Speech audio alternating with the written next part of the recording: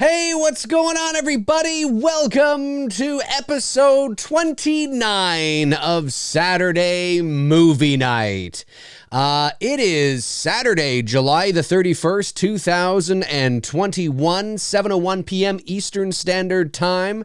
Welcome. If you are watching after the fact and you're wondering what this is all about, this is a level number 2 and 3 exclusive on my Patreon only. Once a month, I do something called Saturday Movie Night, and in the few days leading up to, it's usually the last Saturday of every month, although that varies depending on my schedule, but that's usually when it is. And in the couple of days leading up to the last Saturday of the month, I will put up a poll on my Patreon of about 6 movies that my level 3 patrons get to vote on. So this month's theme, which is kind of 1980s mishmash, and it was pretty close. We had Teen Wolf in there, we had Airplane, we had Adventures in Babysitting, Critters, Fright Night. It was pretty close, but Fright Night won. Now, if you want to, it is open to my level number 2 and 3 on my Patreon in terms of the live broadcast. But if you want to have an opportunity to vote on the movie that we all get to sit down and watch, then you have to be part of level number 3 on my Patreon. So the live feed is exclusive to 2 and 3 on my Patreon only. And then once the live feed is done, it goes up onto my channel for everybody to enjoy. And this Saturday night, we are watching Fright Night, the 1985 classic. Tom Holland's directorial debut, ladies and gentlemen, by the way. Tom Holland's directorial debut. And Ronnie Mcdowell is in this. I mean, this is probably, I'm not a big vampire guy. I'm just not. I'm not a big vampire guy. However, having said that, I think this is probably one of my favorite, if not my favorite, vampire movie of all time. I just have to be honest about that. I know The Lost Boys is up there for a lot of people. A lot of people love The Lost Boys. It's okay. You know what I mean? I mean, I don't dislike The Lost Boys or anything like that, but I think Fright Night, the original Fright Night from 1985 may just be my favorite vampire movie of all time. But that's not saying much because I'm not a big vampire guy, and there's probably about 5,000 vampire movies I have not seen. So just keep that in mind. But I adore this movie. I think it's awesome. Haven't seen it in a little bit, so I'm looking forward to checking it out again and seeing what I remember. Who's in the chat room here? Who of my patrons are here? Nick is here. Corey Dean is here. Frank Riker is here. Cody Snyder is here. Kenneth Holmes is here. Rich Moore is here. Tommy Ricknell is here. It's great to see you guys here. We'll see who rolls on in throughout the next hour or so, if anybody does. So I am watching this off of YouTube. That's where I am watching it. And I have it paused about 12 seconds in. But on the screen is the old Columbia Pictures logo. So you have like that lady there with the torch or whatever it is, and then it says Columbia Pictures beside her. That's where I am paused. So if you want to line up your movie, my fellow patrons, if you want to line it up, or if you're watching this after the fact and you want to line it up and watch along with me, that is where I am. So I will give you a couple of seconds to get that sorted out. Joanna from Canada is here. Great to see Joanna here. Hey, it's great to see some people rolling on in that I haven't seen in a while. patrons that are patrons, but that don't you don't usually get to see every so often. So it's great to see you guys here. This is going to be a lot of fun. Okay, let's do this. All right, are you ready? Fright Night 1985. I am ready. Here we go in 5, 4, 3, 2, and 1. All right. Yes. Good old Fright Night.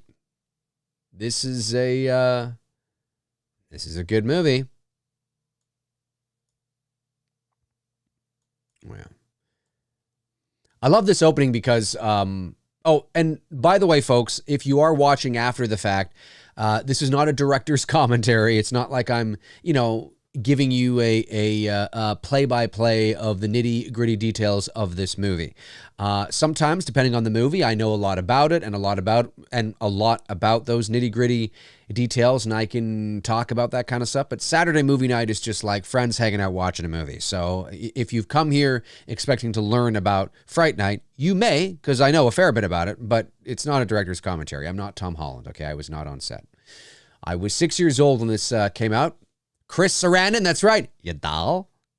Tom Holland used him a couple years later, of course, in Child's Play. The main character in this movie's name is Charles. Charles Lee Ray. Chucky. Coincidence? I don't think so. What do you guys think? You think that's a coincidence? You think it's a coincidence that the main... Holy crap. I really got to oil my chair. The main lead in this movie's name is Charles. And then, of course, you get Charles Lee Ray. This is great, though, because this was all one shot. Now, I think this was shot on a back lot. I think this was on the back lot. I don't know what back lot, but I think this was back lot. I love it. Great shot. Comes up to the window. Because at first, you're not sure if it's the television, right? Like when the film opens, you're not 100% sure if it's the TV or not. And as you're sort of tracking along and you move up to the window, and then you see the television, you're like, yeah, that's right. Ronnie Mcdowell, Planet of the Apes, man. Who here remembers Ronnie Mcdowell as Cornelius in the Planet of the Apes movies? There's a deep cut. Well, not really. I guess it depends on whether you're not like the original Planet of the Apes films. But Roddy McDowell, of course, was the the butler in Overboard with Kurt Russell and Goldie Hawn on the cruise ship too.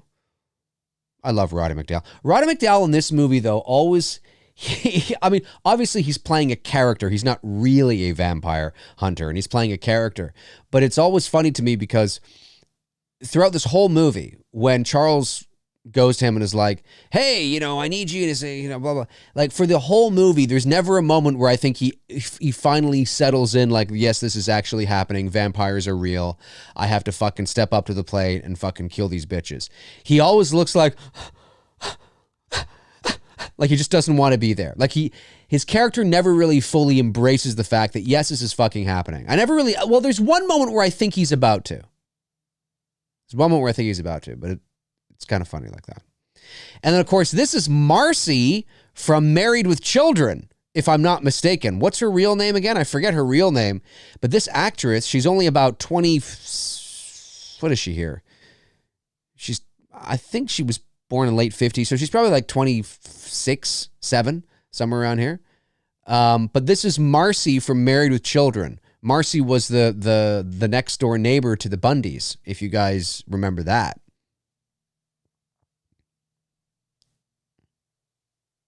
I'm pretty sure that's her anyway.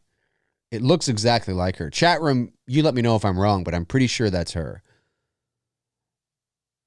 Yeah, I was a huge fan of the Planet of the Apes movies. You know what I mean? Like I was not born when the original came out in 1968 or any of the sequels to the 1970s. I was born in 79, so I was kind of on the cusp there. But my brothers, who are older than I am, 9 and 11 years older than me, had the Planet of the Apes toys, like the action figures, if you will. And they were passed down to me. And I remember I had the Doctor, Planet of the Apes guy, the one with like the orange hair, the one that maybe was like, an orangutan or something. I had him, and I had what I may or may not have been Cornelius, but I always pretended he was. Cody Snyder says it's her, Dave. That's what I thought. Yep, Marcy. Let's get into bed. She's ready. She's ready to go. Like, she is ready to go.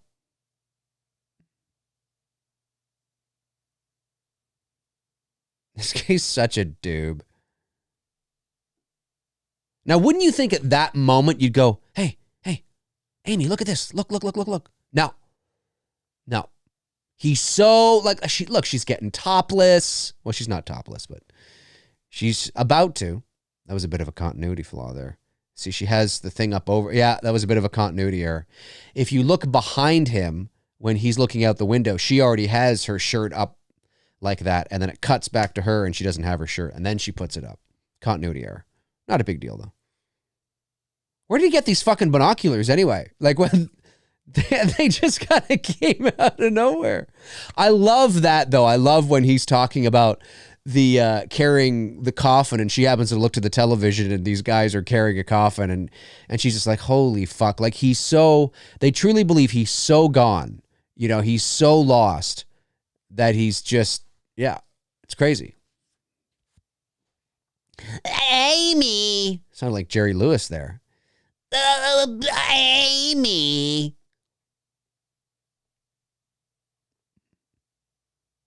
Imagine saying that in front of your parents. Listen, first you want to make love and then you don't. Oh, hi, Dad.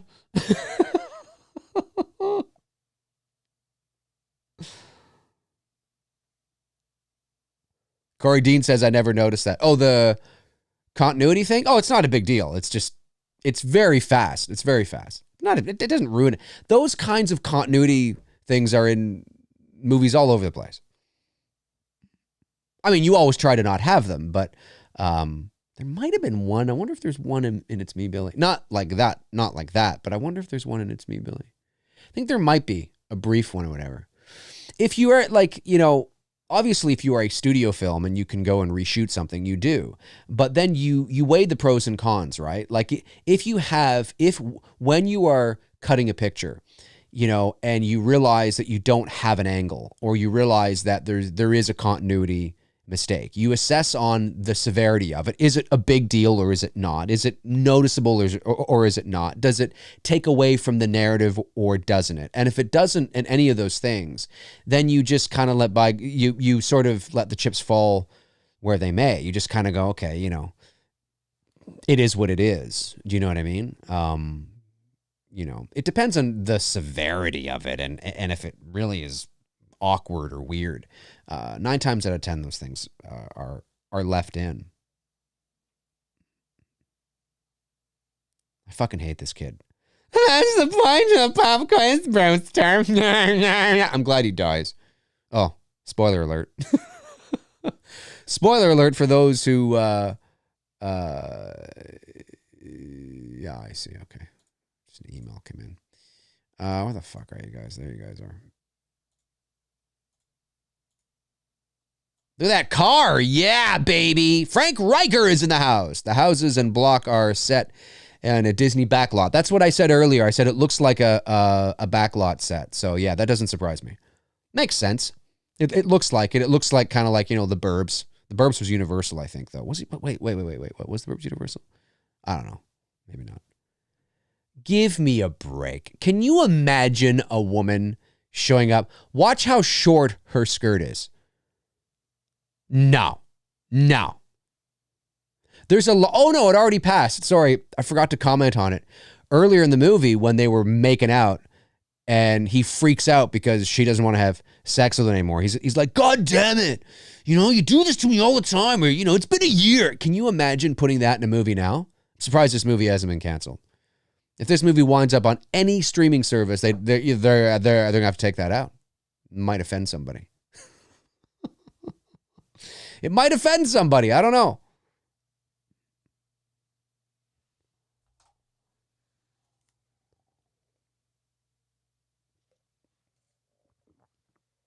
I got to say, though, Chris Sarandon, that's his name, right? Plays this fucking role great. Like, I love him in this role. I totally, he looks like a villain. He's got that presence. He's got that look about him. I would have liked to have seen him you know, and other things. But Marcy. Looks like they're at a fucking 1950s diner. Kenneth Holmes says, yeah, Dave, I always thought his character was a little too much. Whose character? Sorry, I'm going on a mile a minute here. I don't know how far behind you are. Oh, you mean Charles? I mean, listen, it's mid-1980s low-budget horror cheese. I mean, the performances are very much like that.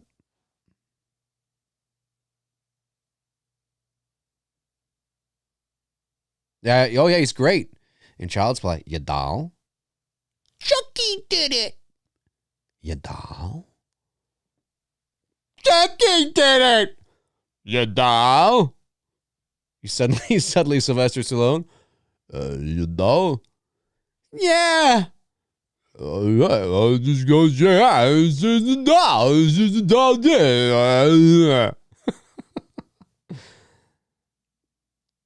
You doll?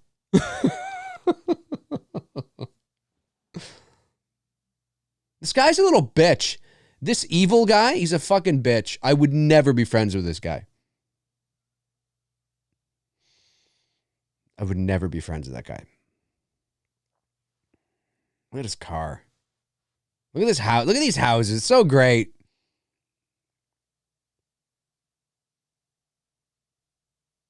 Frank says, in this movie, Chris Sarandon said his character is party fruit bat in order to survive without blood. It was partly fruit bat in order to survive without blood. Fascinating. All right.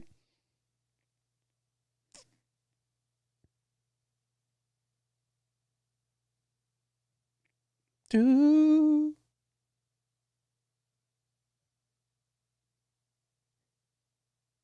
guy looks like it could be like Kevin Bacon's older brother. Doesn't he though? Kind of got that Kevin Bacon vibe to him. He's got a bit of a bacon. He's got a bit of bacon. Good old bacon. Bacon. Blah, blah, blah, blah, blah. That's the Star Trek theme. La, la, la, la, la, la, la. La, la, la, la. There's a lot of fucking fog out there. But it's isolated fog. Like it's only coming from one area. He's eating chips and looking at the window. What is he eating? What kind of chips? It's making me hungry. That's right. Rich Moore says, a little bacon. A little bacon. You doll? Oh, he was checking out. What a savage. It looked like he basically just had a night of look. Yeah, this music is good. This part of the soundtrack is good.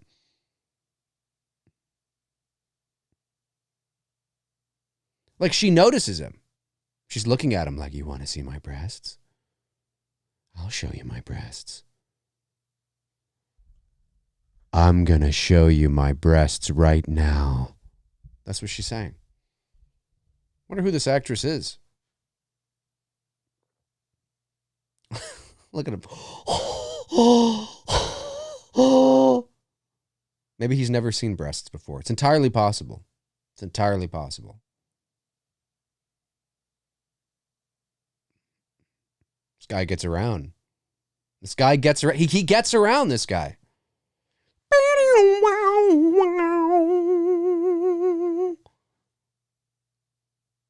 And he notices. He's like, wait a minute. And he likes it, too. Chris Sarandon likes it. He's like, oh, you like it, eh? I'm going to walk slowly over to the window and close the blinds.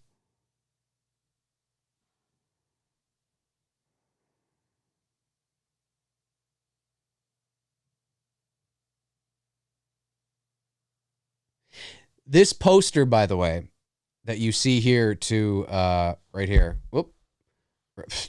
Jesus.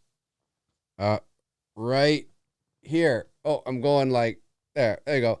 That poster right there. The Fright Night poster. I think it's a fucking awesome poster. It is a awesome poster.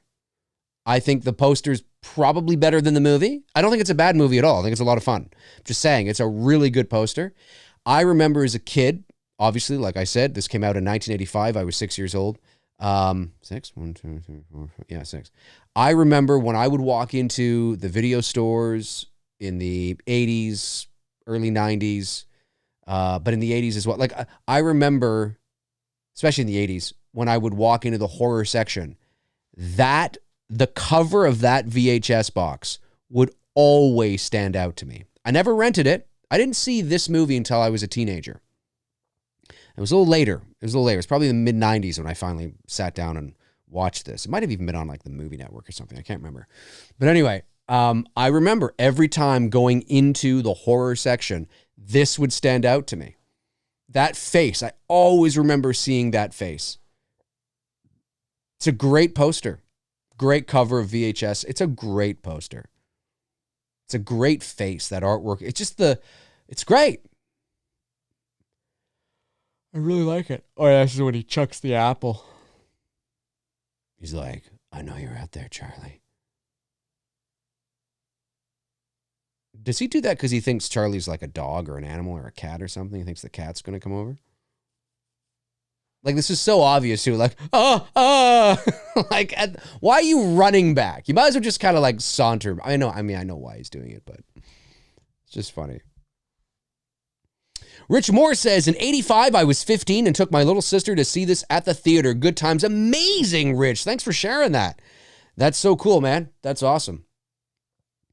Yeah, in 85, I have two older brothers. In 85, my brother Neil would have been 15, so you and Neil are the same age. And then my brother Bob in 85 would have been 17.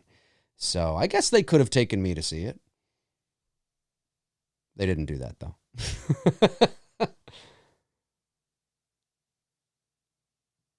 I do remember in 85 seeing Gremlins and Back to the Future at the drive-in, though. I remember that. Charlie?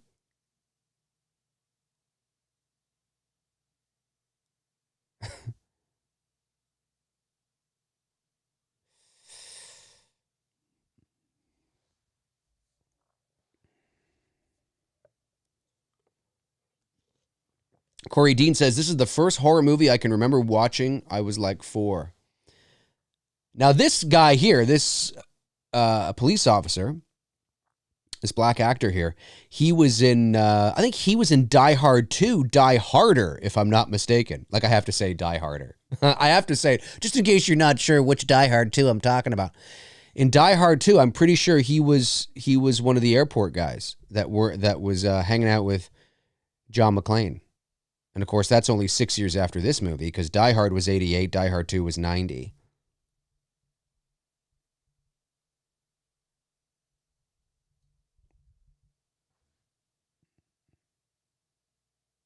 Pretty sure it's that guy.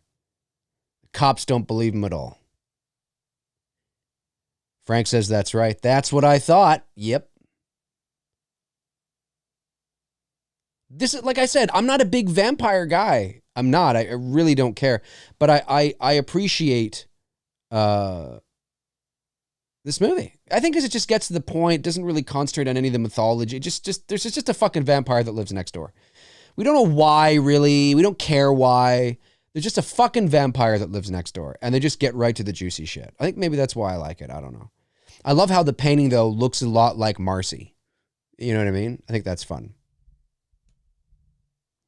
Joanna from Canada says, Die Hard 2 was a New Year's Eve movie, right? No, I think it was still Christmas. Was it New Year's? I don't think so. Oh, or are you making a joke? Because Christmas okay. Maybe you're making a joke. I thought you might have been serious. I think Die Hard 2 is still Christmas. But isn't that funny though, right? People are like, Die Hard's a Christmas movie, but nobody argues that Die Hard 2 is a Christmas movie. Die Hard's not a Christmas movie, by the way. It's not a Christmas movie. Look at this guy. It's goofy Kevin Bacon. There's always room for a little bacon, his boner, a little room for Kevin Bacon's boner. It's a vampire.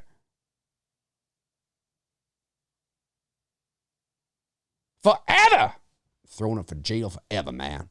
And that's the end of this guy's role. He could probably go to Comic-Cons and sign. It's totally true. It's totally true. Come meet the police officer that was on screen for 1 minute and 38 seconds from Fright Night 19. Although then again, he's been in a lot more than just Fright Night. But if this was his only role ever, he could totally do that. Reese Wilson, my man from Down Under, says, I thought you were serious. Went over my head. Whoosh. Yeah, same here. Went completely over my head. Because like with text, sometimes it's hard, right? Because with text, unless you put like an LOL or a wink or something, you don't know if somebody's being serious or not. Unless it's really obvious. Like when Frank talks about his relationship with Blum. Although that's dead serious. Frank's fucking serious about that.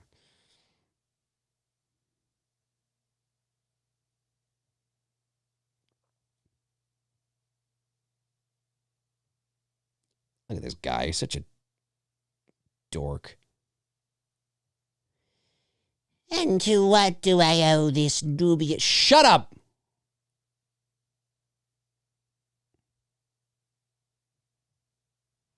I have a vampire living next door to me. I gotta look up some of the ages of these guys. Fright Night. Fright Night.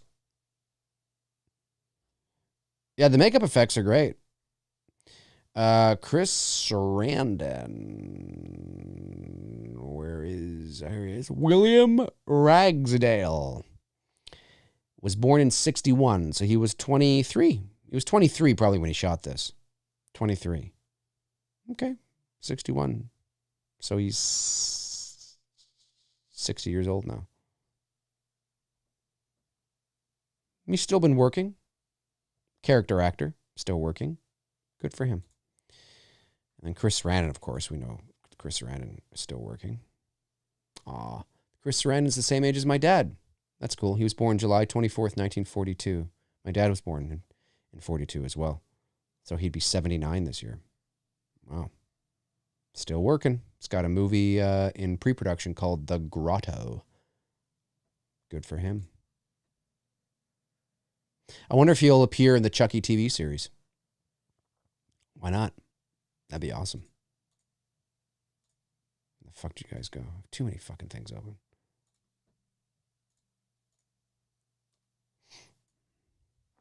The J-Man's Movie Cave says, hey, everyone. Hey, Jay.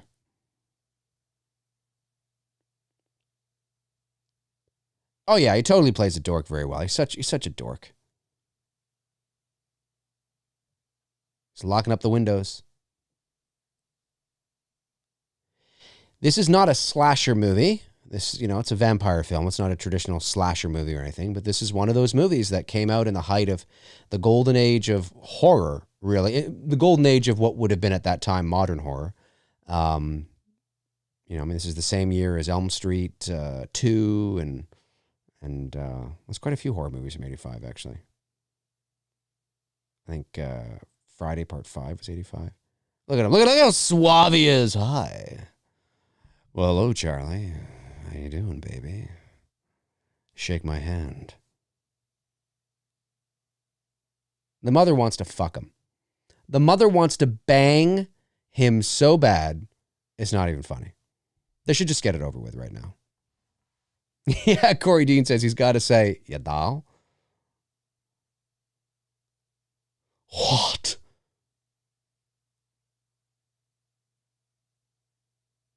He's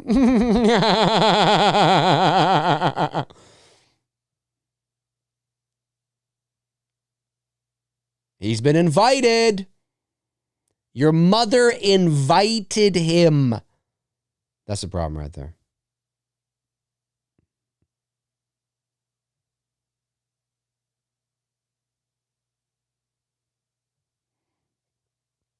Someone finally interesting? You mean someone finally attractive that you want to bang. That is what you mean by that. She says that too. No, don't be silly. It's just finally somebody attractive moved into the neighborhood that I want to bang. Oh, that'd be great.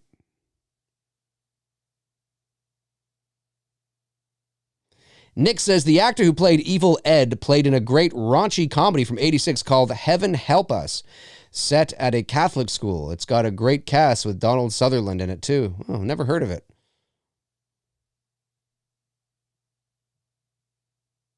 Mother's got her sleep mask on. I'm going to come back.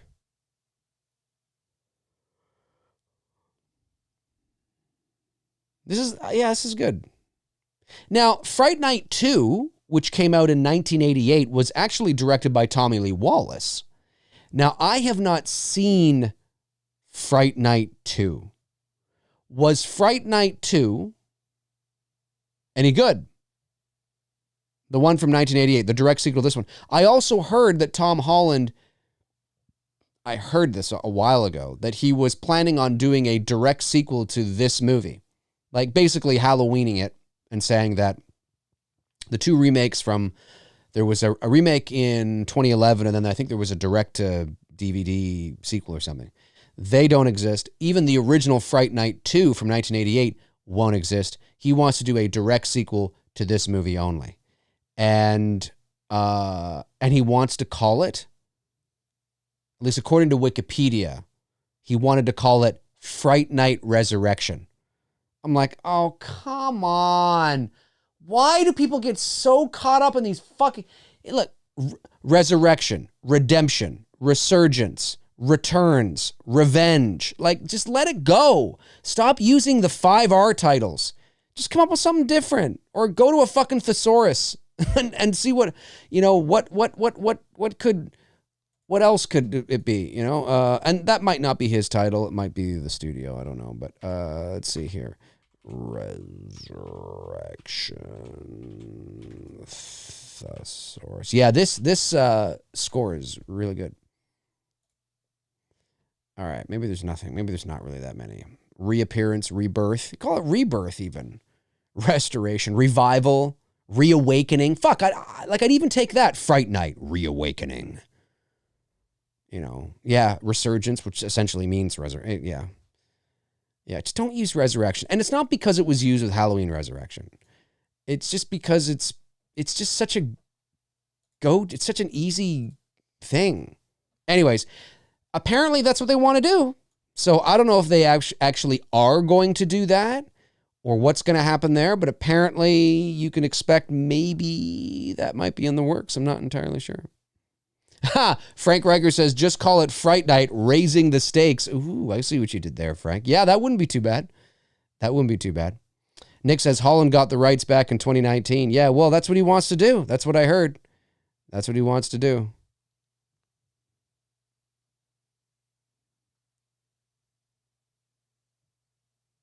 Comes out of the closet. He's naked. He comes out of the closet and he's naked. This is good though too. I love when the picture of Amy falls onto the fence post below, and it's like her face is falling into like on a stake. It's good. I like that. Some people are saying that part 2 is not bad. It's all right. Oh, I'll have to check it out sometime. I've never seen it. I know it exists, and I know it's got a similar poster, like it's got that same kind of face, but it's evolved a bit, and I think it's over like an apartment building or something. But I've never actually seen it. But this movie I like.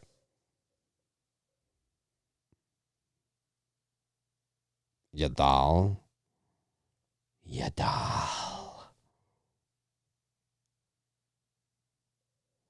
Yeah, bitch. You realize how much trouble you're causing? You fucking son of a bitch.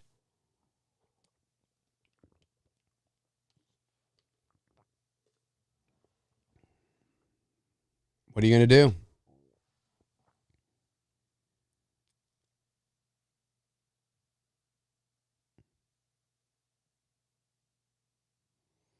Yeah, you start to see his transformation here in a second too, which is really cool. Like, it's really cool. And I got to say, later in the movie when Evil Ed or Evil, whatever the fuck his name is, when he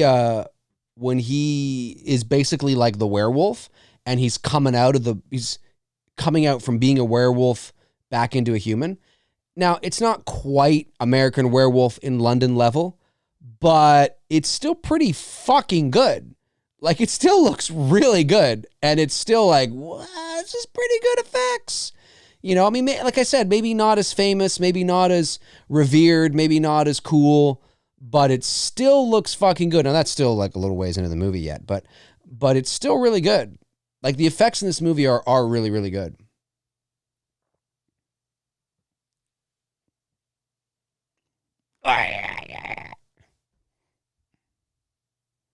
And of course, this is foreshadowing when he grabs the picture of Amy and she falls. Watch what happens to her photo. Total foreshadowing. See right there? Look, her face right onto a stake. What could be perceived as a stake. It's like the fence post, right? Right through the middle of her face. Total foreshadowing. Great use of cinematic language.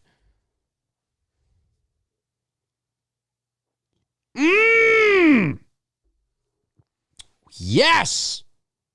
This is when he starts to transform. I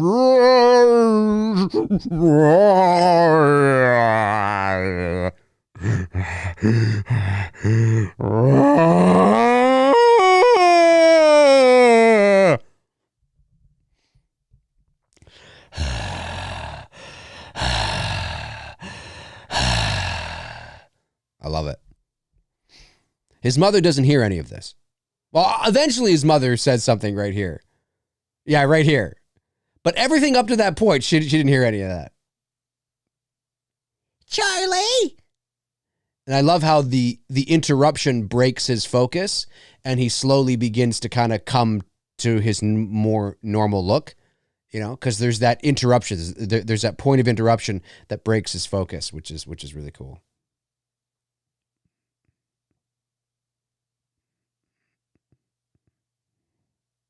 Love it. Great use of practical effects. Charlie? Shut up, Mom.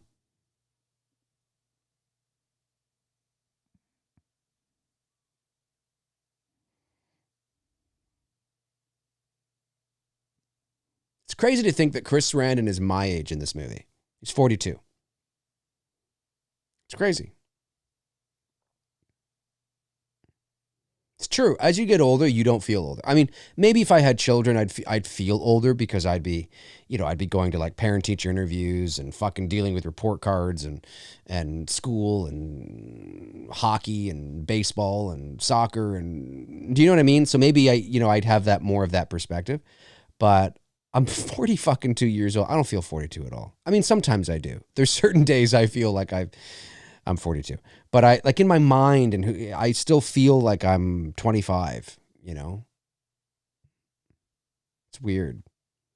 And it's also weird watching movies of some of your favorite actors. I looked like Christopher Lee for a minute. Was that Christopher Lee?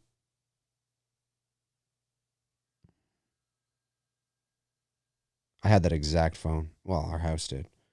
The rotary phone, but without the actual dial, just the buttons.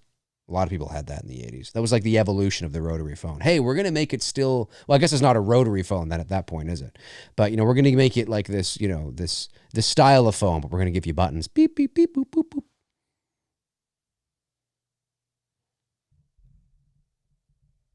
boop. Joanna from Canada says, there's still time for you, Dave.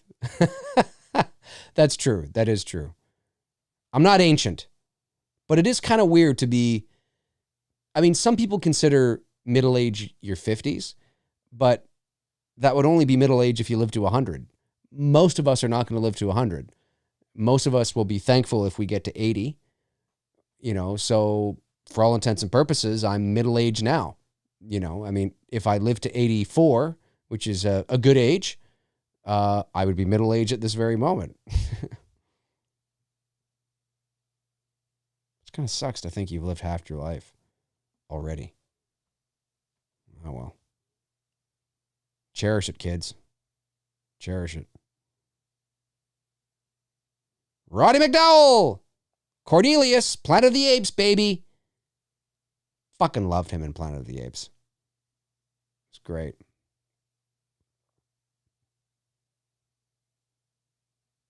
Yeah, Reese says, I don't know. When I get up after sitting for a while, I feel 40. Yeah, same. I sit, totally. 100%. It's too much. It's too much. It's too much. And they totally like, how old was Ronnie McDowell here? He's dead now, right? Yeah, I think he's been dead for a while. He's been dead since, 1998. Wow, he's been dead a while. Okay, so actually he, 10, 20, 30, 40, 50. He was 50, 60, 59, 8. So he's 57 here. He's 57, but he might have had gray hair. I don't know. But they totally, like, the gray hair that he has in this movie is not gray hair. It's powdered gray hair. It's like fucking, it's fake. Yeah, like, check this out. It's so fake. I don't know if it's because they were trying to make him look older than he was. Maybe he's got a wig on, actually. He actually may very well have a wig. It looks like it could be a wig, actually. If you look at the back, it looks like it could be a wig. But I wonder why. To make him look older and wiser, I guess. Well, that's just the way they wrote it, right? That's how they envisioned the character. But I think he could have played this role with his darker hair.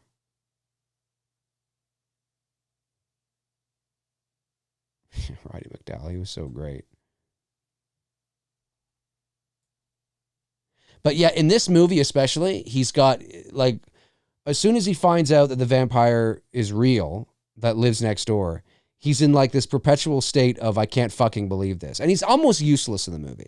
I mean, he's not quite useless, but he's almost useless, you know?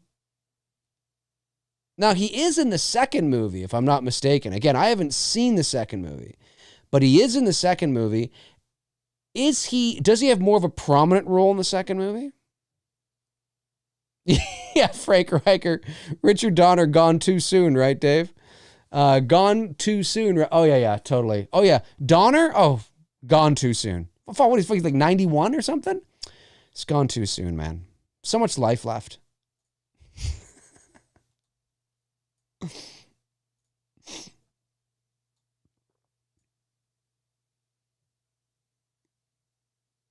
The acting's a little theatrical, but, you know, whatever. Tab the Short says, Dave has to walk through a maze to just get to his chair. Oh, because of all the stuff behind me. Yeah.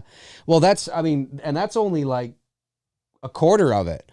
You should see how far it goes back over this way and then stacked. It's all the It's Me, Billy Perk stuff. We're accumulating everything, and then we're going to start shipping some things out. So you do like it, eh? Doesn't that kind of look like now it's not, but the outfit that Marcy's wearing, the sweater that Marcy is wearing, doesn't it kind of look like a Pamela Voorhees kind of sweater? Just a little bit? Is it just me, or does it remind you a little bit of like Pamela Voorhees? There's a little bit of a Pamela Voorhees thing there. It's not. There's too many holes in this one. It's just the same color, same kind of style. Kind of reminds me of that. Yeah, I had mentioned that earlier, Nick, that Ronnie McDowell wasn't overboard. He was in a lot of things. A lot of things going back through the 70s, 60s.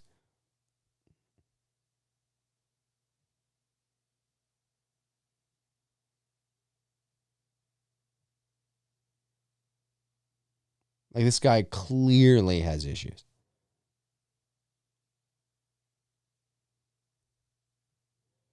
I did hear that too, Reese. Yeah, Mel Gibson may direct Lethal Weapon 5 after Donner's passing.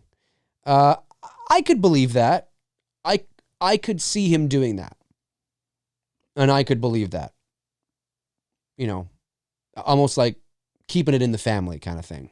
You know what I mean? And Mel Gibson's a good director, so, you know, whether the studio will want to allow that and face the potential backlash.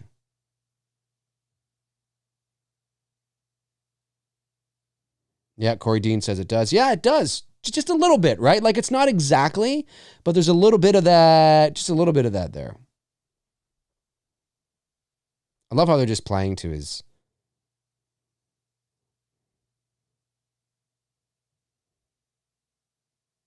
But I was going to say, is Roddy McDowell's character in Fright Night 2, is it more prominent? Does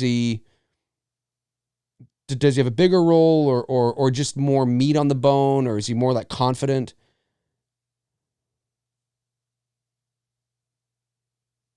Frank says Roddy is actually a child actor. I knew that with his first role being Lassie. Was that his first role, really? I knew he was very young when he started. Because he goes back to, when you go through here, all the way back to his first role. Well, his first role was uncredited, according to IMDb. Icy Ice, 1938. He was born in 28, so he would have been 10. Boy, uncredited. Murder in the Family, 1938, is Peter Osborne. Yeah. Yeah.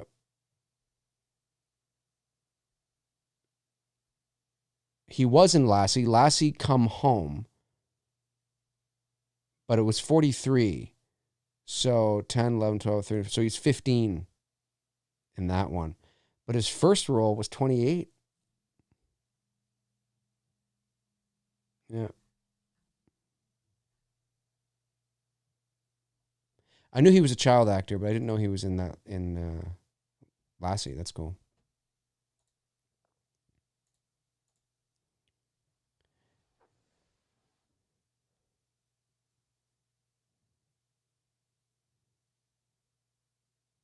Don't you think Ronnie McDowell may have been able to play a really good Doc Brown? I don't mean that he'd be running around going, Marty, heavy, what's wrong with the, not like that kind of voice, but just this sort of the neuroticism. Do you know what I mean? Like that neurotic sort of kind of eccentric, like I could see him being a Doc Brown. You know, maybe I could see it. I could see him playing a Doc Brown. Now, again, I could see it. I could see it.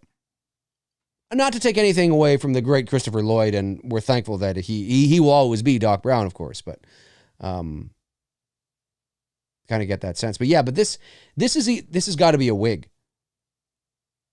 It's so gray. Like it's powdered gray. It's like they put like baby powder in his hair or something. Darren Sands is here. He says, but Danny Glover is 75. His character was 50 in 1987, which means his character is currently 85. Do we really... That's a good point. Do we really see him coming back as an 85-year-old? Oh, I never thought of that. Unless they tell a story from earlier. They don't set it in today. Maybe they set it in like 2010 or something. Yeah, it is kind of funny. It's funny to think that, I mean, if he was too old for this shit in, 1987, then what's he going to be saying now? I'm really too old for this shit now. Oh my God. I'm decrepit for this shit. That's I'm decrepit for this shit. Look at that. Look at all the clocks. Ooh, ooh, ooh. Yeah, but you're right, Darren. Yeah, I don't know. I guess it depends on when they said it, but I don't know.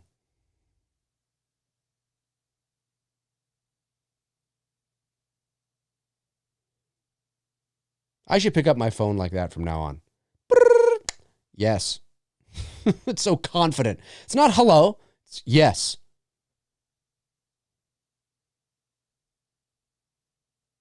Bruce sometimes picks up I don't know if he does it anymore. A long time ago, he used to pick up the phone going, Bruce speaking. I wonder if he still does that. Bruce speaking. Mind you, he deals a lot in the business world, so I guess it makes sense, but he doesn't do that with me because if I call him, he can see it's me, right? So he'll just usually be like, hey, I should pick up my phone like that. Dave speaking. Go, Dave.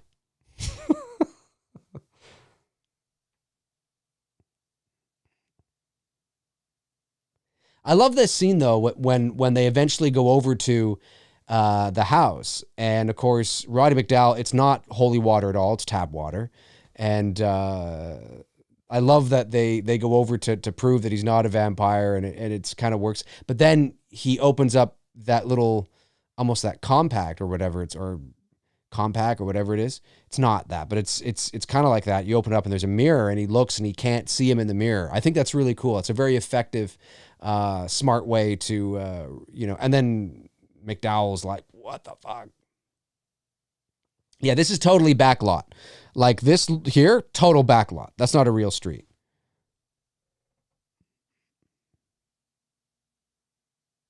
Jesus Christ. McDowell almost looks albino.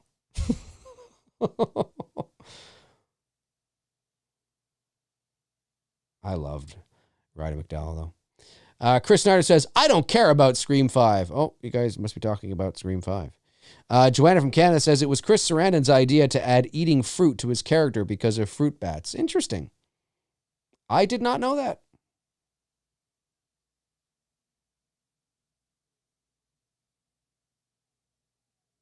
I have to prove he's a vampire before I kill him, Johnny. Prove.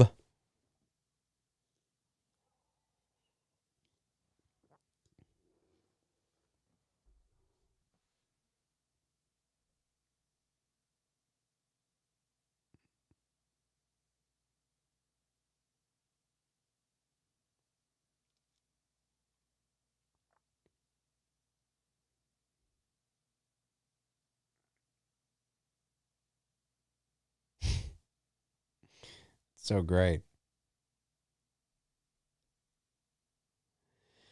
Darren says, I worked with Jason Statham in the early 2000s. Whenever I called him, he would answer the phone saying, who's this? Really?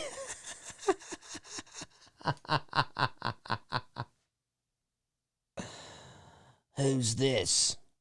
I can totally picture that.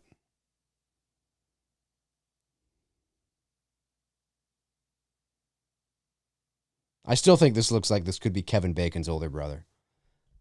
There he is. Fright Night. That's coming up later, he says that. He's a sexy man. He's a handsome man. His hair looks like it just came from Pert Plus shampoo. Like he just came out of a shampoo commercial.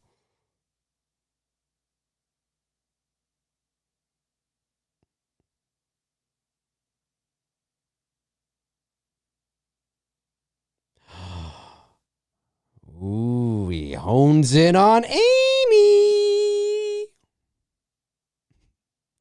Darren says, no hello, nothing. Just shouted, who's this?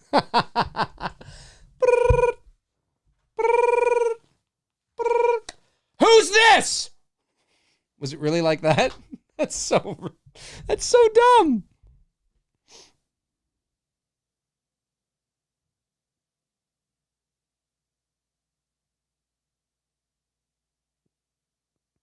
Charmed. Ooh, Marcy from Married with Children is smitten. She's smitten for the vampire. Exactly, Dave. Wow. I wonder if he still does that.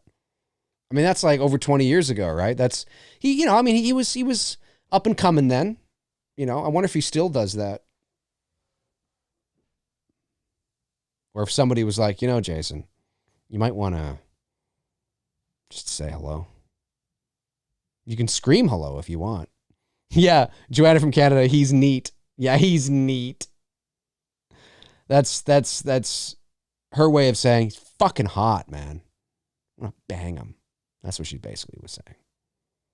Do you think they had sex in this movie? Because he does eventually bite her neck. She turns into a vampire. She got topless in front of him. But did they have sex, though? I don't know. I don't think I could continue to be with her knowing she fucked this vampire. I just don't think I could do it. I know that's very crass, and there's some ladies in the room. My apologies, ladies. I know that's very crass to speak like that. But I just needed to be blunt to make a point. But I think it's just kind of... just don't think I could do it. I just don't think I can continue to be. I mean, I know it's circumstantial. I mean, it's not her fault. She was attacked by a vampire, but you know, the biting of the neck thing, being a vampire, okay, but going that extra, I just don't think I could do it. I don't think I could do it. Of course, they don't seem to care at the end. Satisfied?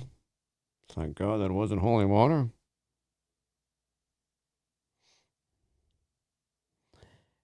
She was under the influence, Dave. Oh, right. That makes it so much better. That's right. Alcohol, vampire, you know, whatever. I mean, we can certainly overlook this, right?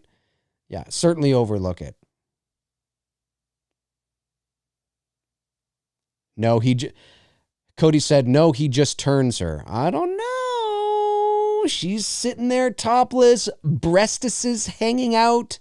He's looking at them, looking at her. I don't know. Young woman. Actually illegal, by the way, because if they're supposed to be in high school, in real life, this actress was 20, like I said, 26 or something. But I think they're supposed to be in high school, if I'm not mistaken, right? So what is she, like 16, 17? Well, I guess depending on your state, maybe 16 is legal. I don't know. Let's say she's 17.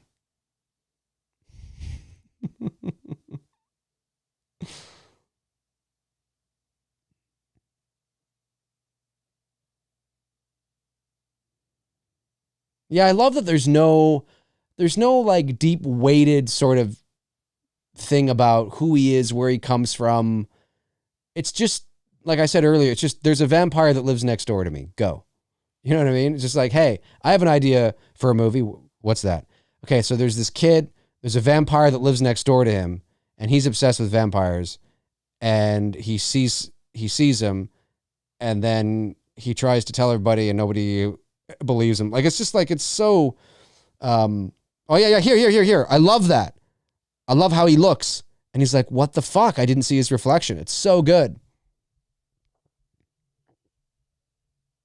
It's really good. I love that.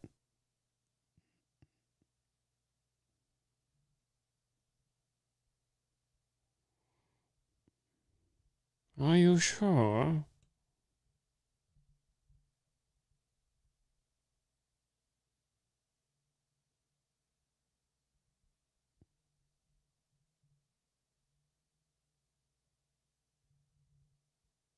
You know, it's funny. Whenever I watch, and you can notice this in sitcoms too. I notice these things.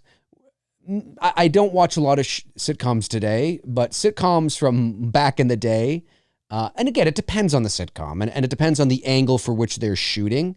But because sitcoms are not shot in a real house, right? It's a set on a soundstage, and these are homes that are like the interiors of these homes. It depends if they're practicals or not.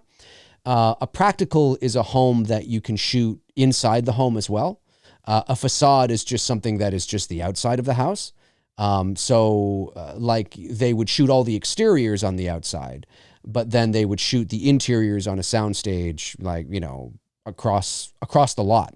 But some homes are practicals, and they do make them that way to be able to shoot the outside, the exteriors, and also shoot inside as well.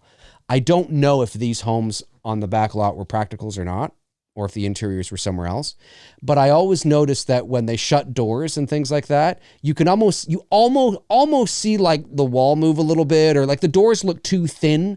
They just look too thin to be doors that would be properly insulated, from cold or sleet or rain or wind or whatever it is. They always kind of look like that to me.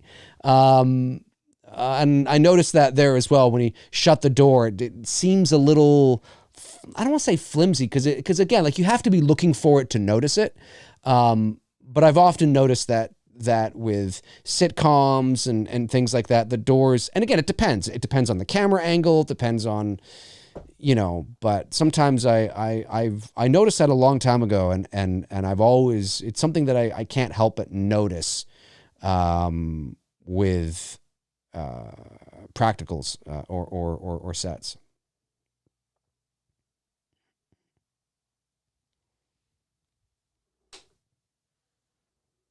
Like the Myers house, for example. There are photos that leaked around about the Myers house and Halloween Kills. It looks like a practical.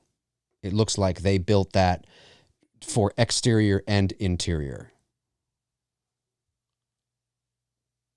And that's great because, you know, a lot of the times, like when we shot It's Me, Billy, we were shooting in a mansion. And one of the things that our crew really loved was it was like we were shooting on a set, because the house was so big and we could get lights, like we could rig lights in places you just wouldn't, and move the camera and, you know, dolly track and all this shit around in spaces that you just would be more difficult to do in a regular sized home. That's one of the reasons why they sometimes will often shoot, design the interiors for a set, because they can build it a bit larger. You don't have a roof, so you can actually have like a lighting grid and you know, put lights wherever you need to and all that kind of shit. And you know, the audience doesn't know the difference, but you have more creative control. You have more control over your set that way. And the It's Me, Billy house was like that in a lot of ways, even though it's not a set, because it's so big with high ceilings. So it really helped us. Look how calmly he's walking. He's just walking calmly, you know? Calmly walking. Listen to that saxophone. I think that's a saxophone. Some like Terminator shit right here. Look at those lapels. So that's like Dr. Loomis on roids kind of shit.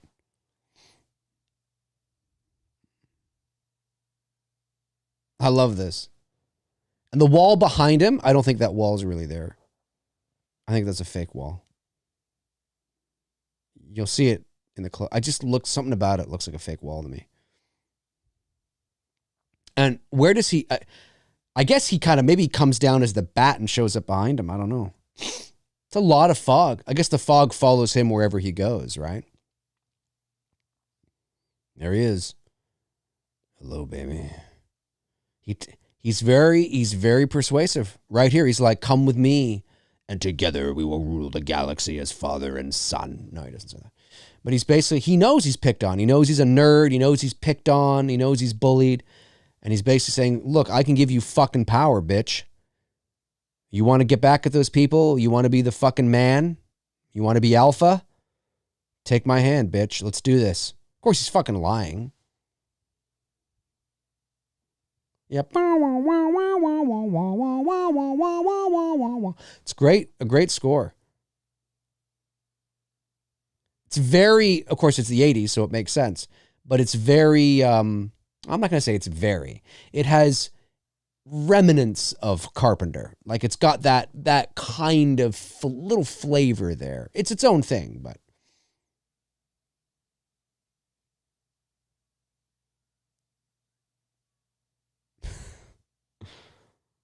Can't help but think that she's Marcy from Married with Children.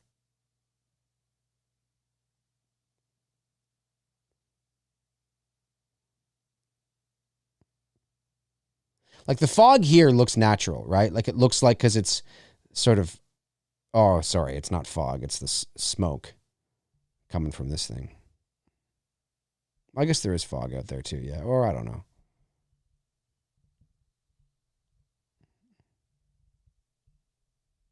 Oh, that's right. We're coming to the club where I keep wanting to say Marcy, where Amy gets seduced by the dark side of the force. Seduced. Joanna from Canada says 500 years, 3,000 years, still does it for me. I love how calm he is, and then he's just, all of a sudden he's up there too.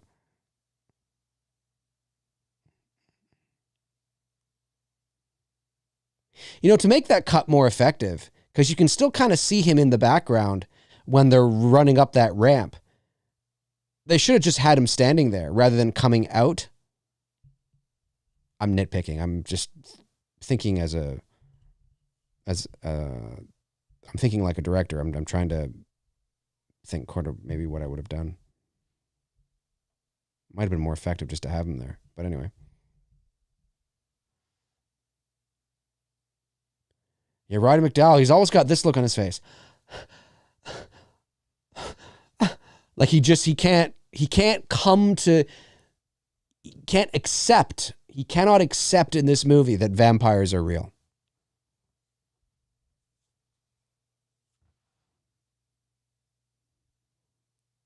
And this guy's vampire's teeth are, like, they're not bad there because there's only two. There's four. Two here, two here.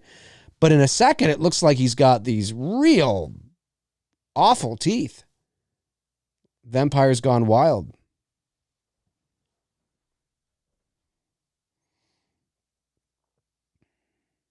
Come on, Peter Vincent, or whatever his name is.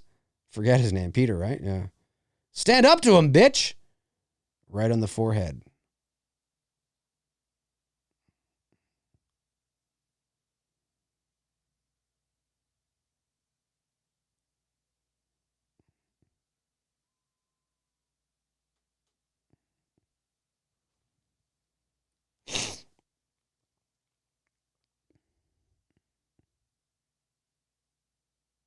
Fascinating.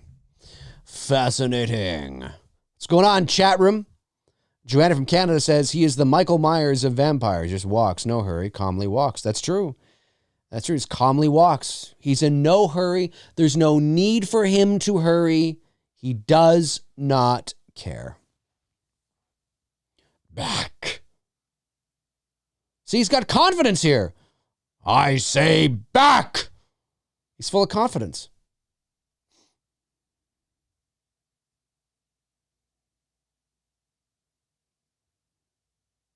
She's scared and vulnerable. Yeah, but you fuck up. She's seduced right here by him.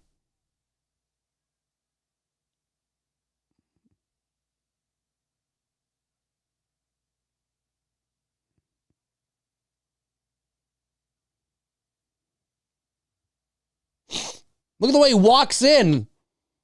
Look at him. He's walking in like he's in some kind of fucking fashion commercial. He's all sexy.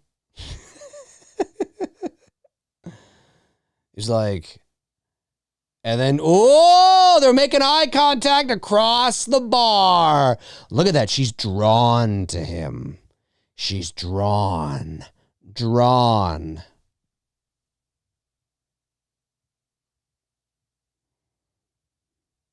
Look at the lights like following him.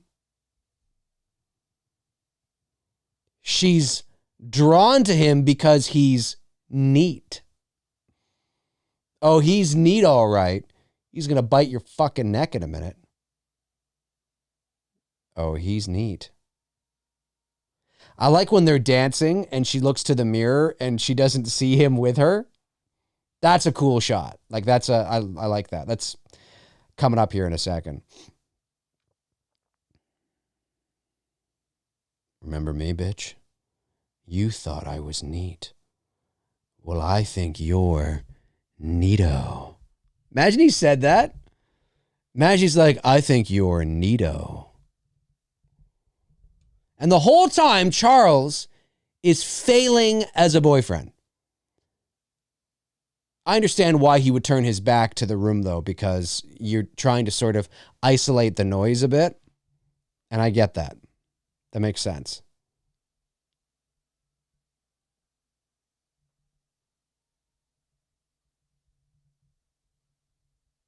That's right, neato. Imagine he said that. So I hear you think I'm neat. Well, I think you're pretty damn neato, too. She's having an orgasm right now. She's actually probably had several orgasms before this even started. She's into him, man. She's totally into him. Let's get fucking Skeletor in on this. Put my feet up here. What do you think, Skeletor?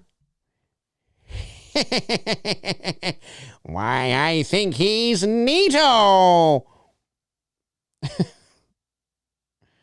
You damn boob. Fucking love this action figure. It's fucking great. It's good shit. Was not inexpensive either. Because you can't get these. I got it off eBay. Same with the He-Man one. And they cost me like $100-something bucks. It's worth it, though. Look at that. They're grabbing each other's asses. This is like borderline, almost like Olivia Newton-John, Let's Get Physical. I mean, this is really what should be playing here. She's into it. She's seduced. It's not her fault. But if they banged, though, you know what I mean? Like, you might be able to forgive somebody if it's like, well, I'm not saying, but I'm just saying, like, under the circumstances of being seduced by a vampire is what I'm trying to say. But she banged well, we don't know. We don't know if she did. I'm just assuming that she may have banged the vampire. What kind of power would that be? I mean, we know how strong he is. What kind of sex would that be? Look at that. She's going down to his crotch. Suggestive? I think so. Foreshadowing, perhaps? Maybe. Ooh, maybe they didn't have sex, but was there oral involved? I'm just saying. That's like, you know, it looked like it was going that way. Yeah, this is fun. This is fun. Right here. She spins and she looks in the mirror and she doesn't see him. I love that. That's so great. So then the question becomes, do other people see him? Well, obviously they do, and we know that in just a second here, but that's cool. Rich Moore says, didn't Ricky Martin do that song, She Bangs? She bangs, she bangs, she moves, she moves. Yeah, I remember that. See, every guy wants to be this guy. Not because he gets to, you know, be promiscuous with attractive women, although that's not necessarily a bad thing. But certainly it's the power, right? Like, imagine some guy hauling off trying to deck you and you don't even have to look, and you're like, and you look over and you're like, yeah. It's fucking great. And this kind of shit here. I got him. I love this. This is great. Wait, wasn't that one? Wait, is that one of the bikers from Friday the 13th Part 3?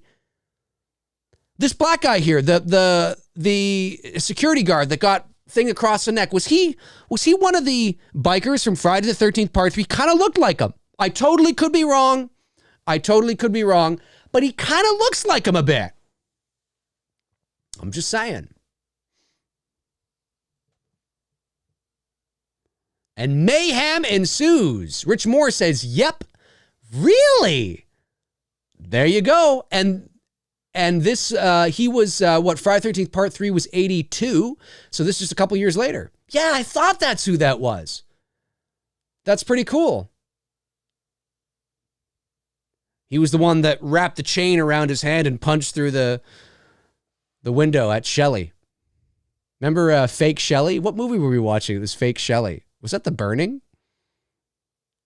Yeah, it was The Burning. It was Fake Shelley.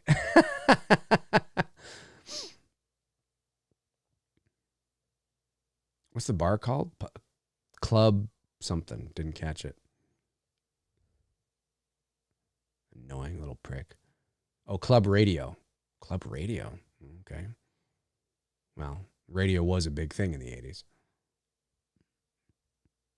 It's a big thing for a number of decades. Are you one of them? He's like a jittery, I don't know. It's like he can't be trusted. He's got to have some confidence. Somebody's got to instill confidence into this man. He's too jittery.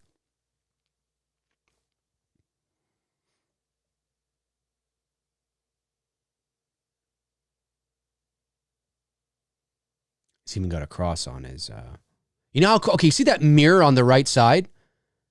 The mirror on the right side there? How cool would it be if you could see him standing in that mirror? It would make no logical sense why he'd be there, but it'd still be a cool shot. Then again, what the fuck am I saying? His reflection is, You can't see his reflection in mirrors. What the fuck am I saying? Forget it. Boom, boom, boom, boom. Forget it. Maybe you see somebody else there. I don't know. Somebody completely unrelated. Just somebody standing. Just some random person. Of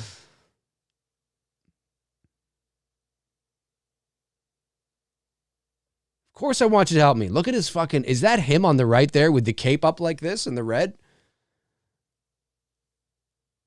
I love this.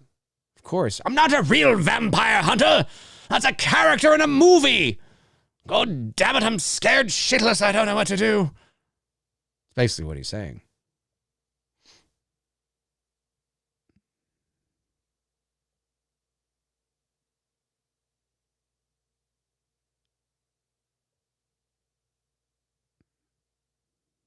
This feels like a little intimate.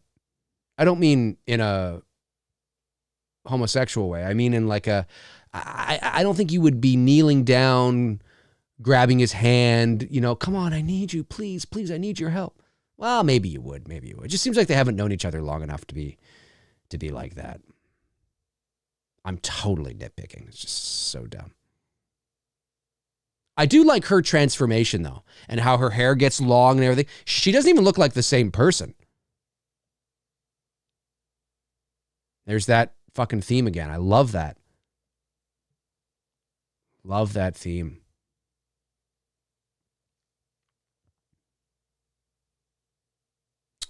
Oh, Joanna from Canada says, I think it was Vincent Price. Oh, that would make sense. You may be right. That would make sense. Oh, good old Vincent Price.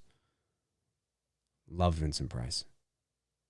Imagine, it kind of looks, yeah, he is. He's looking at the stereo. Is he playing that song on the stereo?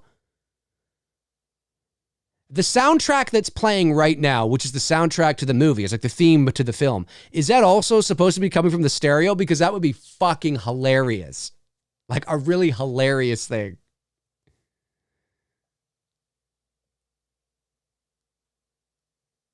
Look at him.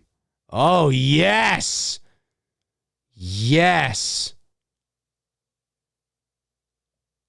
She just can't take it.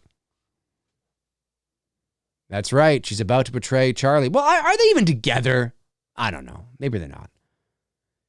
She can't take it. Like, come on. You cannot tell me this doesn't lead to sex. This right here doesn't lead to sexual intercourse. Look at her. Now, what did he exactly do there? He didn't bite her neck. So what did he do? Like, I'm not a vampire expert. Did he do something that was vampire-ish, or did he do something a little... You know what I'm saying? I'm just saying, you cannot tell me that this does not lead to sex. I think he boinked her. I'm just saying. Guys. Look at it. She's getting all into it. See, I remember when I first watched this movie when I was a teenager, I thought that she was just fucking with him. That she was trying to go along, like how Marion went along with Belloc in Raiders of the Lost Ark. I almost thought that's what she was doing. And then, of course, she takes off her top and starts making out with him. And it's kind of like, I don't know if Marion would have gone that far. Look at that. Look at that. You mean to tell me this doesn't lead to sex?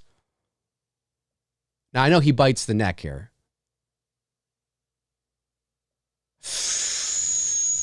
Or maybe it doesn't. Maybe this is his intercourse. You know? This is, after all, his ultimate goal was to do this. This was the goal. This was the purpose. This was what he was luring her there for. I love that shot, though. I love the way the blood is trickling down her back. It's great shit. I just think he just still would have gone for it. He would have been like, hey, I've bitten your neck, but let's just do it. Let's just do it. Well, I think I do know what he did, and that's my point, Cody Snyder. I'm just saying, I don't know how you could now have a relationship with this woman. I mean, she's been vampirized. She's been vampirized. You know what I'm saying?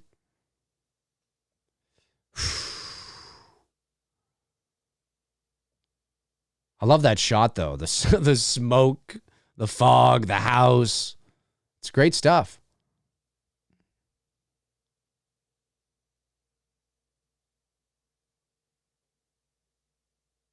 Ready to do battle with the undead. The undead.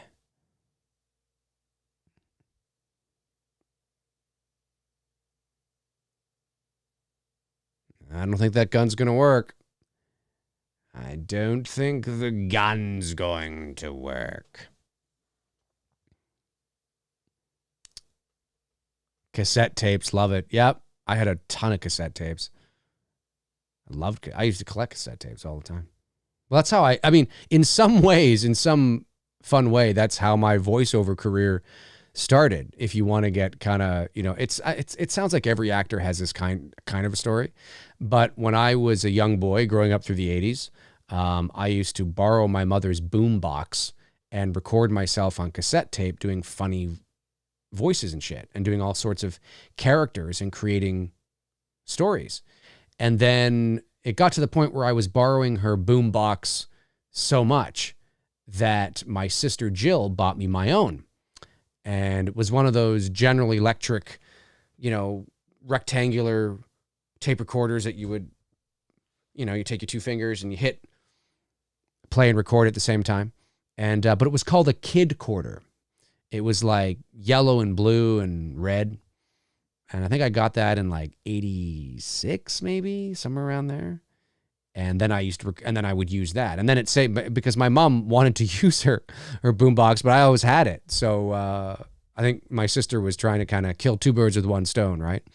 And then I started to use that, and I would just make up stories and make character voices and stuff. Very much inspired from my father. My father was very much a theatrical, entertaining, boisterous person like me. And he used to do all that kind of shit too. He used to do that shit when he was on, the radio and all that kind of stuff and television. I have a great photo I could show you guys. I might have posted it before. My dad was on TV. I don't know what he was hosting some show, and my mother was his guest, and my dad was doing something silly, and my mother looks mortified. It's from the 80s. Welcome to Fright Night. I love that. It's like he's buying into it. You know what I mean? I want to suck your blood. He's buying into the, he's fucking with him. He's like, welcome to Fright Night. Basically saying, is this how I'm supposed to talk? You know what I mean? He's basically saying like, yeah, that's not reality. I love that. Although I still don't understand how, well, we'll get to that in a second. I love how he crushes it, though. Crush it, crush it, crush it. Cody Snyder says, Dave, did you ever spy on your neighbors with binoculars? I wonder if teens still do that today. I did not know, because I never had... my bedroom window never faced my neighbor. It's just how the houses were. I was never in a house where you could do that, where you could look out a window or your bedroom window and see like, your buddy in his room going, hey, what's going on? I was never in a house where that was happening. My neighbors were either too far away, not like far, but a fence, trees or whatever. And it just couldn't see anything. So no, I never did. Do kids still? I'm sure they do somewhere.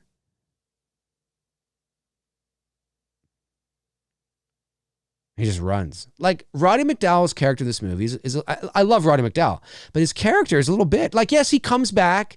He runs away here and then he comes back and there's a whole fucking thing, but he's like a little bit of a little bitch. I'm just saying, just a little bit. Nothing crazy. Oh, yeah, this is where he has his fucking duel, basically, with Evil.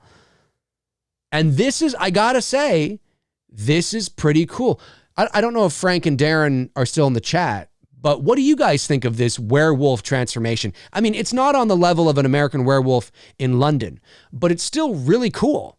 You know what I mean? Like it's pretty cool. Like it's to when he transforms from a werewolf back in, or a werewolf, if you will, back into a human. Again, not not an American Werewolf in London level, but still pretty fucking cool.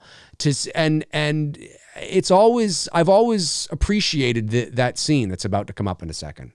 I don't know if they're in the chat still. Darren might be in bed. I mean, it's very late where he is, and Frank might be off. I don't know. Frank might be out or on another channel. I'm not sure. But if you guys are in the chat, let me know what you guys think of, or anybody. I mean, not just them, but I know they're big fans of that film, so that's why I asked them. But anybody, what you think of this transformation here in a second.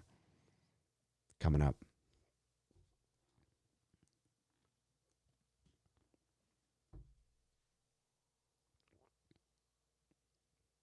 Yeah, Rich Moore says, still kick-ass effects. I absolutely agree. Great shot of this wolf coming down the hall. That does look like a real wolf. Because sometimes I'm like, is that a wolf or is that a husky, or, you know what I mean? But that does look like a real wolf. Not that I'm a wolf expert. I'm really not, but. Love that. Oh! Right across the chandelier. That chandelier should have fallen.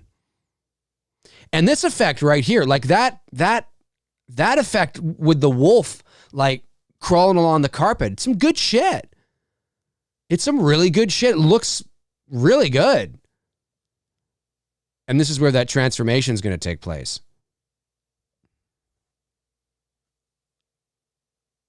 It's creepy shit. Like I said, not an American in Werewolf in London level, but it's still fucking creepy. It's still really, really well done.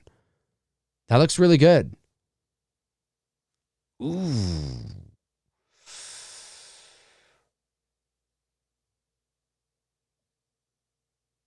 It's really good effects. Like this right here. That looks really good. It's creepy. I wonder if at the end of this, no wolves were harmed during the making of this movie.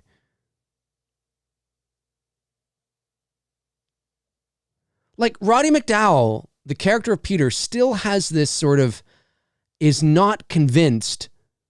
Like he almost is still in shock that this is even happening. And I guess if this was happening in real life, you would be. I mean, you would be in like, is this actually happening? Pinch, pinch, pinch, pinch. You know, is this really happening?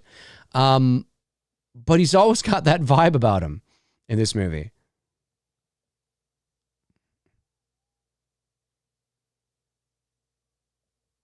Look at him. He's like, is this, that's cool though. The way he looks there, that looks really, really cool. Corey Dean says, I miss these kind of effects, man. Yeah, you and me both, buddy. I wish so much we could see more of this kind of stuff. And then you realize, oh my God, it's actually evil. You're done. You're done, you little whiny bitch. And there he is, he's done. Doesn't the cross on his forehead disappear, I think, or something? Yeah, there it goes. He's gone.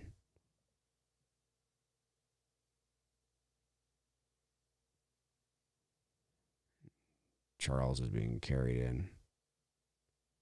You wanted her. There she is. Fresh after a nice...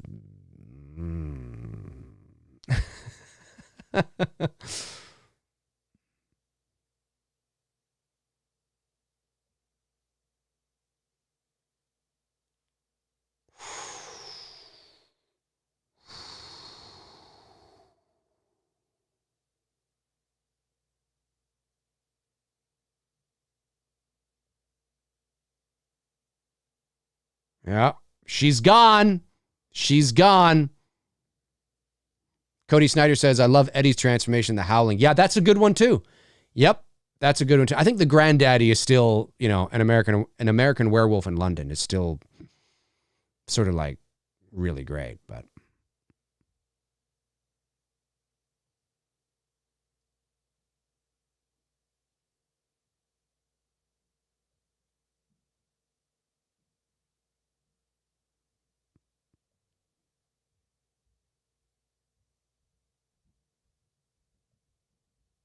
See, he looks really determined there. This is almost like an exorcist shot when he walks into the frame against the mist of the house. I don't know if this was intentional. He doesn't stop in front of the house. He just walks by it. But watch this shot here. Like, it looks very there, right there. Almost it's kind of got like an exorcist. It's just the way it's framed, how low the camera is. It's kind of got that vibe a little bit. But shooting on a back lot, you'd have so much control.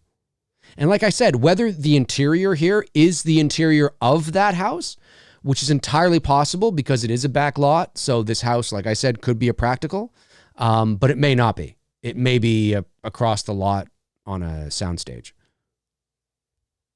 or even somewhere else entirely. Not even on the same lot. It could be somewhere else. Joanna from Canada says, Jerry's roommate, what the hell is he supposed to be anyway? Zombie, android? I don't know. I have no idea. I think like a zombie mummy or something. Like, we know that evil was like the wolf. Charlie.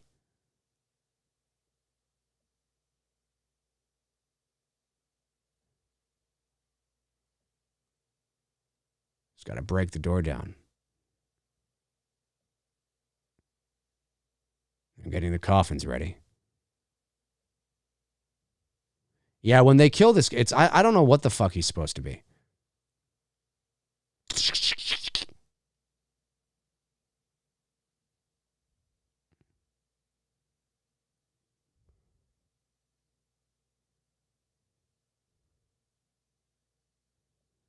So I wonder what it was that tipped him off. Did he just get like a feeling that there was somebody else in the house?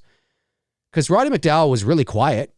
He went in, and the only thing he said was, "Oh my God." Did he hear that or something? Maybe it's just vampire intuition. I think it's vampire intuition. I think really is what's going on here. I think that's the situation. I love that too. So you get the impression that he's floated up, like he's flying to the window. It's good shit. And now look at her. It's like, that doesn't even look like the same person. I wonder if that is a different actress altogether, or if they just did her up like that. Probably just did her up like that. The cross and the stake. Well, what do we have here? Kind of sounded like that a little bit.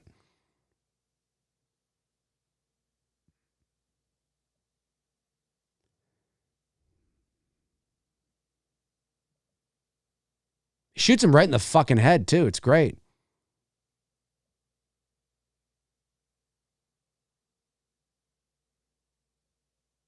But yeah, what is he anyway? Is he like a zombie slash, Cody said, so yeah, a zombie slash android type.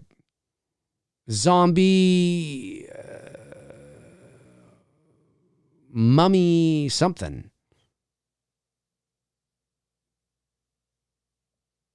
He's something like that. Oh my God, he sits up like Michael Myers. Oh, and the Masonic floor behind him too as well. That can be very symbolic. Yeah, he's fucking Michael Myers. Love those gunshots from the 80s.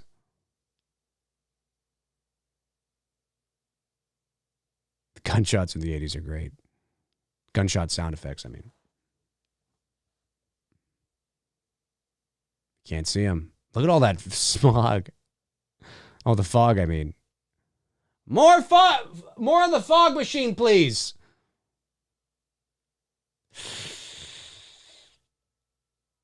Oh! Right through the heart! Oh!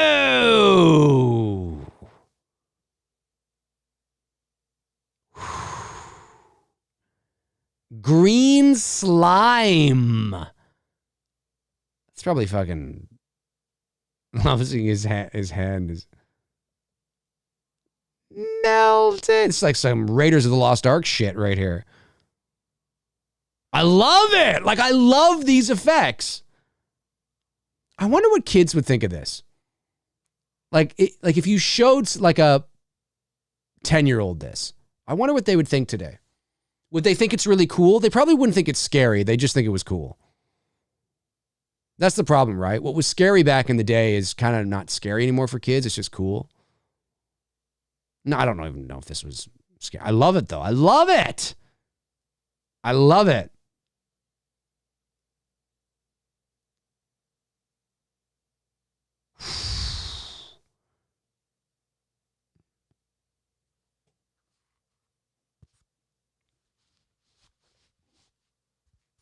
The hair almost makes her look like a completely different person. It's like he couldn't get to him.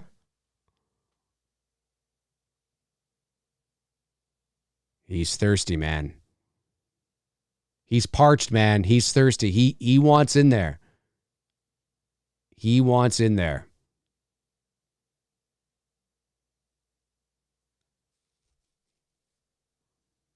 I like how his voice is more like this now. I command you. I need you awake. Amy! It goes with his face, though, too. How much you love me. I love it.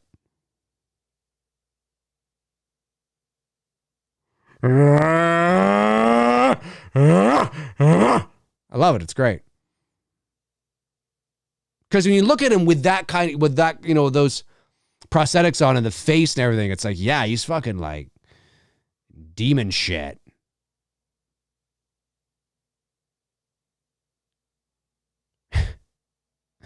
Honey.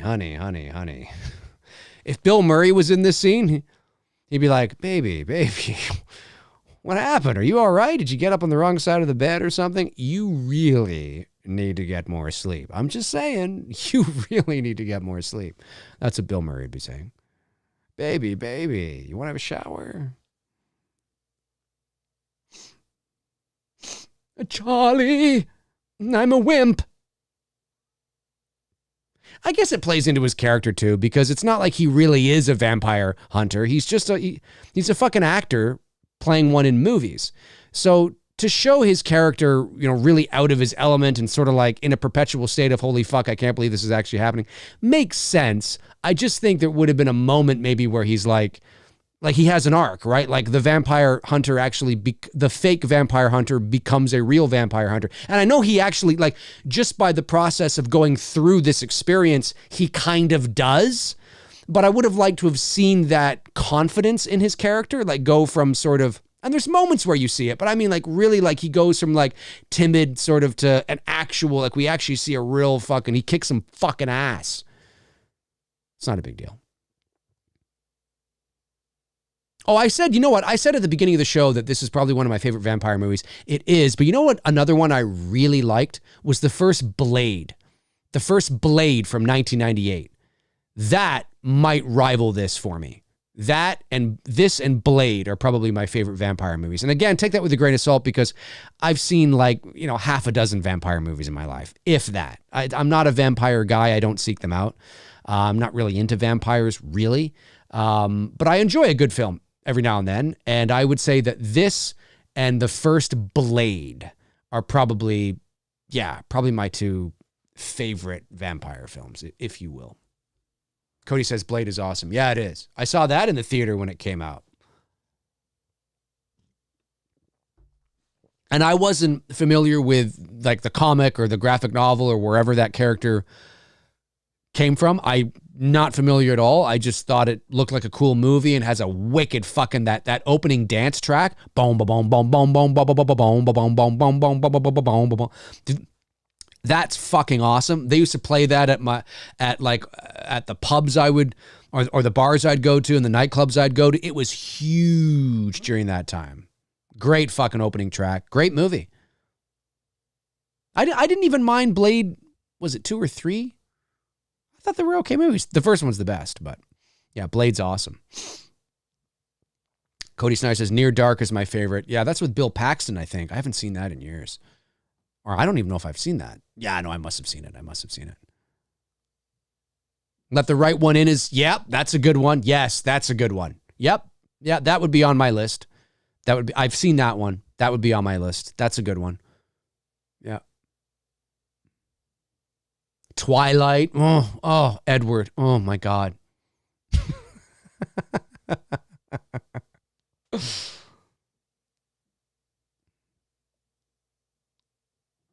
But yeah, this, Blade, Let the Right One In. Yeah, I forgot about that one. That's a good one too. Maybe I have seen more vampire movies than I thought. I don't know. I don't seek them out. I'm not a vampire. I'm not really into them. So it feels like I've seen just like a few, but maybe I've seen more than I realize. But this one's always stood out to me because I liked it when I saw it. I thought it was fun. But also because of that damn fucking poster, man. That poster is awesome. One of the best movie posters. It's fantastic. That face is great. Juxtaposed, like just the color contrast and everything, and the way it's great. And I'll always remember seeing that VHS cover in the 80s as a kid, going into the horror section and seeing that. Rich Moore says Underworld. Nah, I've never seen any of the Underworld films. I know Kate Beckinsale's in it, but I've never seen any of the films though. Joanna from Canada says the actor who plays Charlie actually broke his foot in the scene where he ran down the stairs and had to wear a cast. The insurance guy was apparently pissed. Wow, I didn't know that. Interesting. She looks so different. She doesn't even look like the same person. Yeah, 3,000 is. Oh, there goes my light. Oh no, my light went out. 3,000 Days of Night. Is it 3,000 Days of Night? Daybreakers were pretty good recent ones too. Leslie Nielsen, Dracula Dead and loving it. Yeah, I love Leslie Nielsen. Good Canadian. Leslie Nielsen was Canadian. I adore Leslie Nielsen. I think he's fucking hilarious. Shirley, you can't be serious. I am serious. And don't call me Shirley. He was so great. Originally a dramatic actor. He wasn't. That's why they had him in that movie, because he was known for his dramatic roles, and it was funny because you know what I mean. I think if they do remake The Naked Gun, which I think they're doing with what's his face, I'm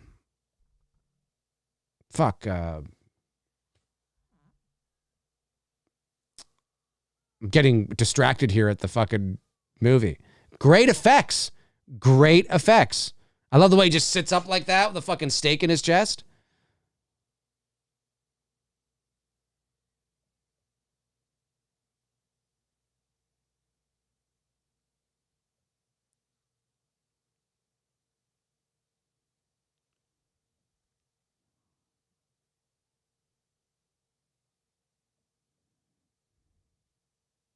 Love it.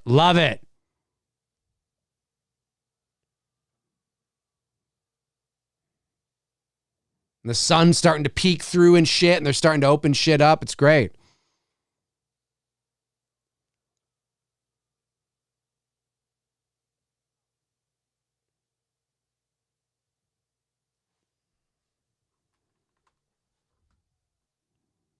Cody Snyder says, my friends like True Blood. Never seen it.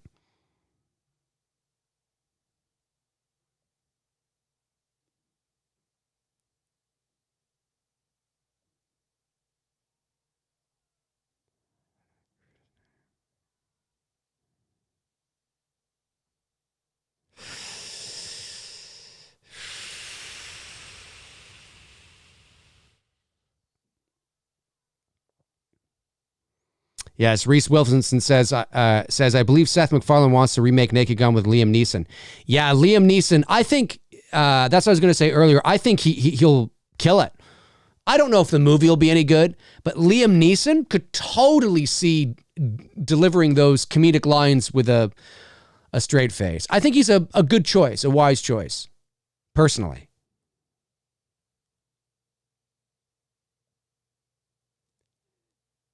And then he's going to rip it open and whoa!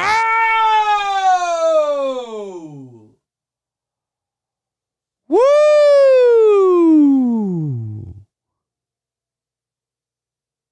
Amy! It kind of sounded like he was going to go, hey, you guys!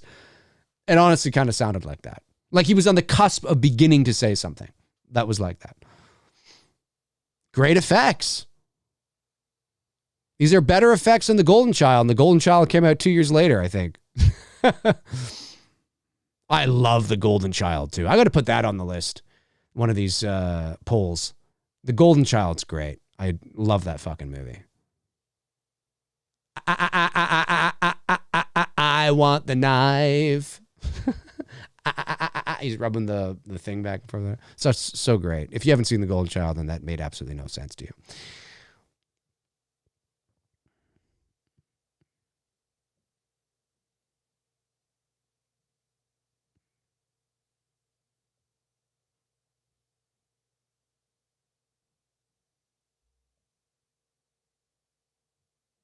It's over.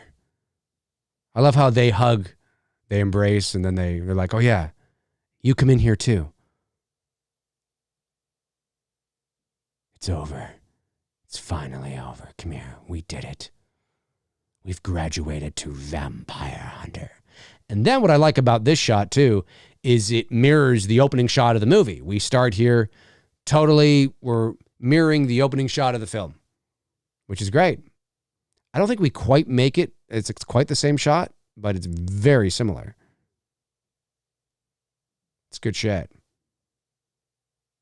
Reese Wilson says, The Golden Child and Big Trouble in Little China, a great double feature that I always pair up to watch. Oh, yeah. Yeah, Golden Child's fantastic. I don't know, man. I think she banged a vampire. I'm just saying, dude. I'm looking out. Look, I'm your buddy. I'm your friend. I'm looking out for you. All right, Charles? I'm looking out for you. I just think that, you know.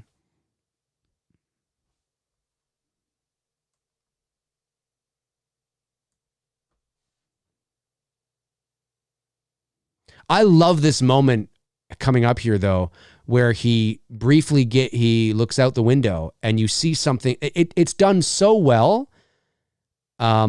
Because it's not just that he briefly sees it, the audience briefly sees it. Like it's I don't know what it almost looks like not a mistake, but it's so well done. It's so fast right here. That, I love that. Actually, from what I remember, it looks better than what I remember it did.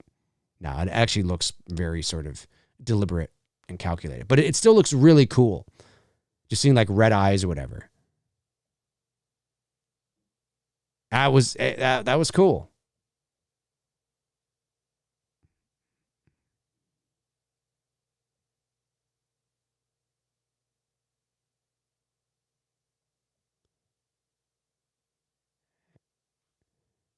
But it's really not done.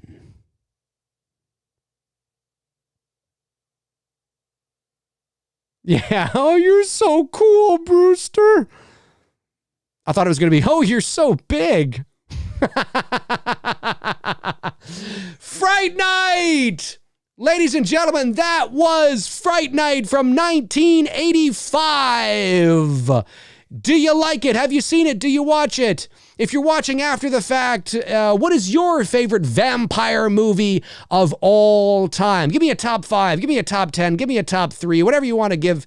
Make sure you comment below and let me know your thoughts of what that was. It is always awesome hanging out with my patrons who join me here on Saturday movie night. If this kind of thing interests you, make sure you check out my Patreon. The link is in the description below. Remember, in order to vote on the movie we all watch, you have to be part of level number 3. But if you just want to join in on the live show, you have to be at least part of level number 2. There's only 3 levels to my Patreon. So make sure you check them out if you want to do that. You guys are amazing. You know you are, though. You know you are. I want to thank you guys for your continued support to the channel each and every month.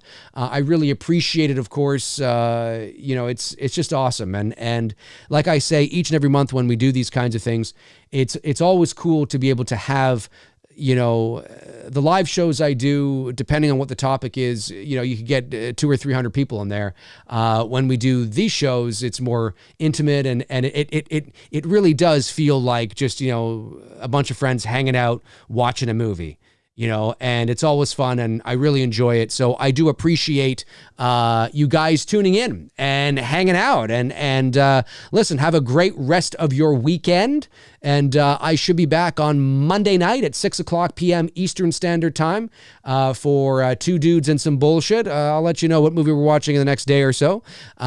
So yeah, guys, again, thanks so much for tuning in. You guys are amazing. Always fun chatting with you. Cody Snyder, Cody Dean, Nick, Joanna from Canada. I know Frank and Darren were in here earlier. Rich Moore was in here, of course. Reese Wilson was in here. Kenneth Holmes was in here. Who else was in here? There was other people in here too, I think, earlier as well. Just scrolling back to see. There was, Tabitha was in here as well. Great to see you guys in here. Listen, thanks so much for tuning in. Have a great rest of your weekend, and I will, as I always say, talk to you soon. Alrighty. Cheers.